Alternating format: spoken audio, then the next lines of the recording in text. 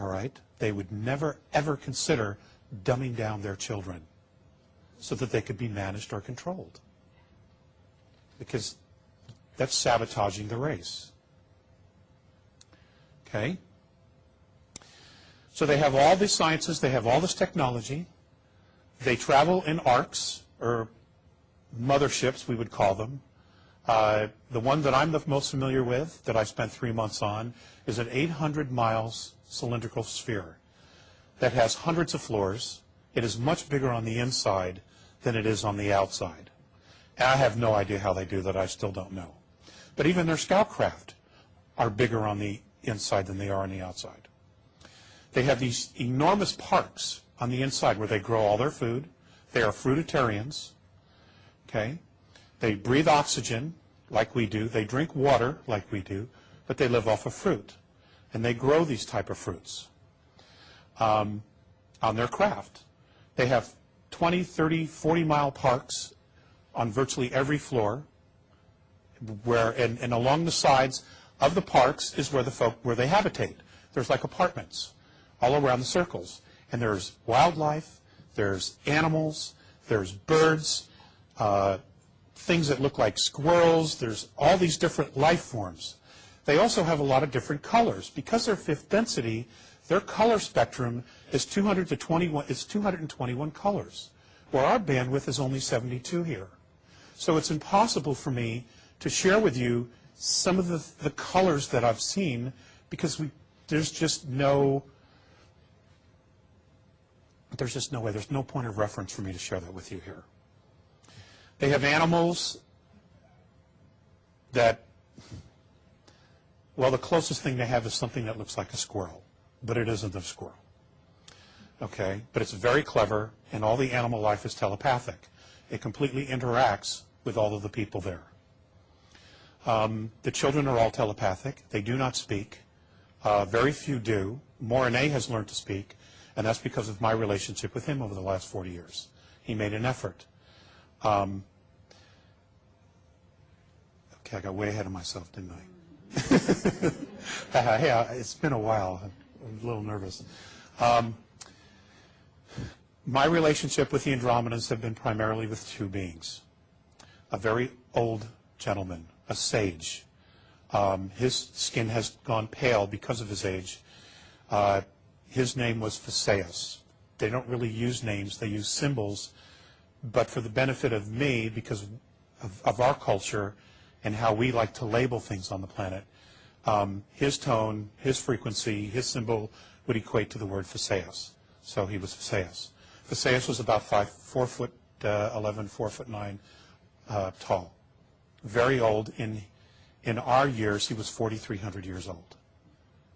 So he was like a Yoda, but very stiff, very stiff. Mornay, on the other hand, is 2,300 years old. He was very young, very strong. He's 7 foot tall, 400 pounds, and he's just perfect. He's loosened up. He's learned to talk. He has a sense of humor. Many of them do, but because they're telepathic, you don't actually hear the jokes. Okay. And I was very self-conscious in the beginning, because sometimes they would look and then they would smile and kind of giggle, and they're talking about you, but you just don't know what it is, You can't even eavesdrop. So it's been an extremely interesting experience.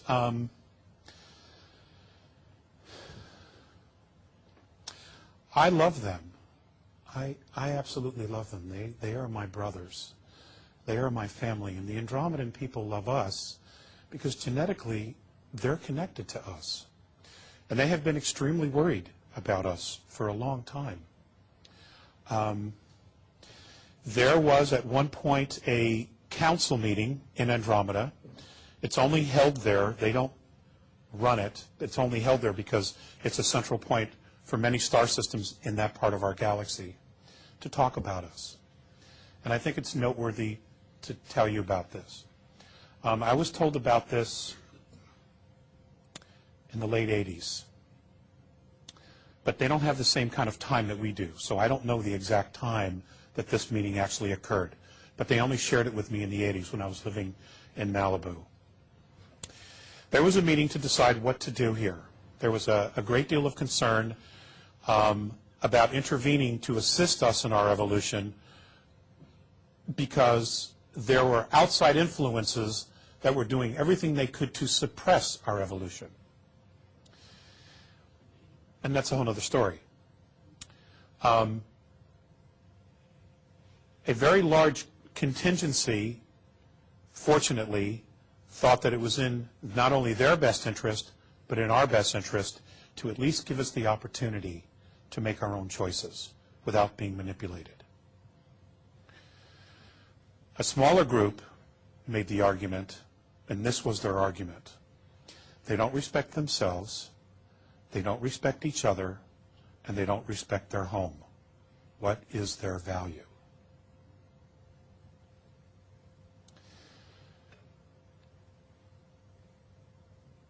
We are so busy with our life and going from here to there to here to there, packing up the kids, going to work, paying our bills, doing the grocery shopping, getting gas in the car. We are so busy with our lives that we rarely ever stop to think about what it is that we're really creating.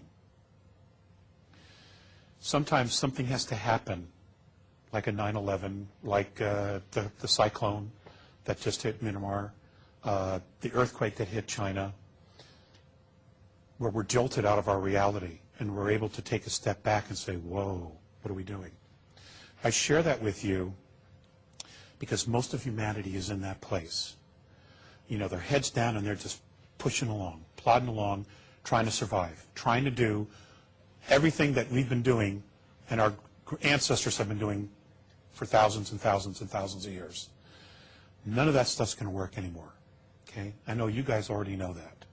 Okay, the old paradigms are crumbling. They're done.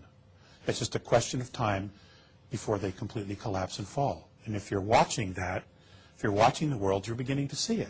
It's all crumbling. One of the things that the Andromedans are in awe of us about is our ability to create domains of knowing. So what am I talking about? The idea of human rights, the idea of a Bill of Rights, individual liberties, guaranteed rights of a people, how to live and how to be treated. That has not existed on our planet forever. Okay? But we created that. We created the idea of freedom.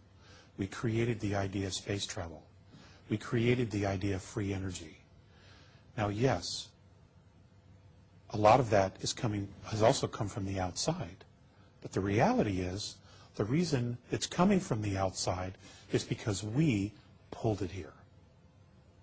Us. Okay, as a collective consciousness. We pulled all that to us. We even pulled the ETs here. And they've been here for a very, very long time. Okay, the worshiping of the gods, Hermes and Titan and yada, yada, yada. Okay? We did that because we are that powerful. We're magnificent. They are absolutely in awe of the ability for people to create music, like our musicians here. They're amazed that they can just pull it out of nowhere. Because the Andromedans, they don't do that. As advanced as they are, they can't do that.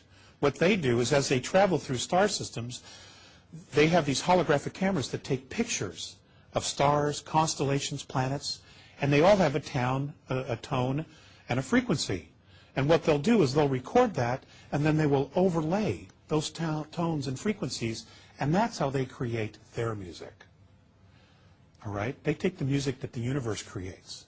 We, on the other hand, we create our own. We just pull it out of nowhere. Now, it's the Andromedan perspective that we have all outlived our religions 450 years ago.